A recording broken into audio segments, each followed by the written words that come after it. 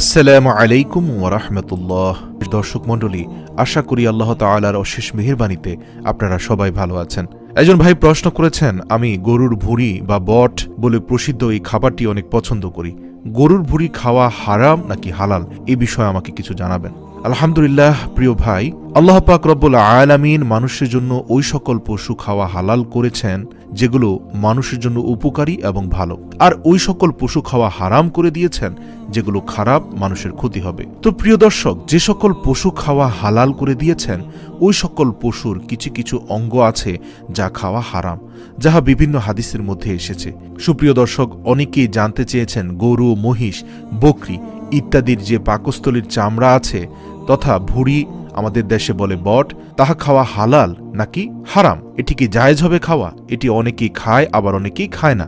বিভিন্ন ফতোয়ার কিতাবে হাদিসের আলোকে এ সম্পর্কে যে মাসআলা দেওয়া হয়েছে তা এখন আমি আপনাদের কাছে তুলে ধরছি।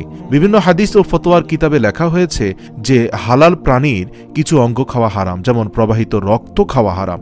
কোনো প্রাণীর যে প্রবাহিত রক্ত বের হয়ে আসে যেটা জবাইয়ের পরে, সেই রক্তের একাংশও খাওয়া যাবে না। রক্ত তো খাওয়া হয় না, কিন্তু মাংসের সাথে লেগে থাকা রক্তও যদি রান্নার সাথে চলে যায় তাহলে সেটি খাওয়াও কিন্তু হালাল হবে না। তাই যে কোনো পশু বা প্রাণী যখন জবাই করা হয়, যখন বাসায় এসে মাংস কাটাকাটি করা হয়, ভালোভাবে ধুয়ে সে মাংস থেকে রক্তের প্রবাহ এবং রক্তের ছিটে ফোঁটাও ধুয়ে পরিষ্কার করতে হবে। এছাড়াও প্রাণীর রগ খাওয়া হারাম ঘোষণা করা হয়েছে। প্রাণীর মূত্রথলি খাওয়া হারাম, অন্ডকোষ খাওয়া হারাম, পিত্তথলি খাওয়া হারাম।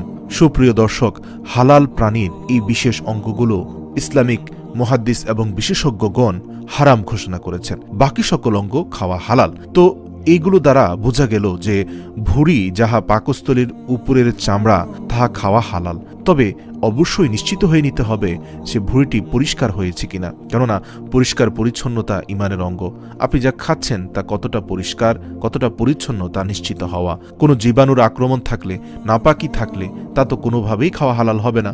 গরুর ভুঁড়ি খাওয়া যদি কারো পছন্দ হয় তা আলহামদুলিল্লাহ, আপনি অবশ্যই তা পাক পবিত্র করে খেতে পারেন।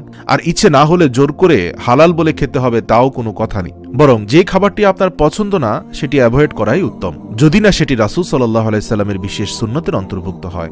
দর্শক মণ্ডলী, আশা করি আপনারা মাসআলাটি সঠিকভাবে বুঝতে পেরেছেন। আল্লাহ তাআলা সকলকে সঠিকভাবে কোরআন সুন্নাহর বিধিবিধানগুলো বোঝার এবং জানার এবং তা পালন করার তৌফিক দান করুক। আমিন।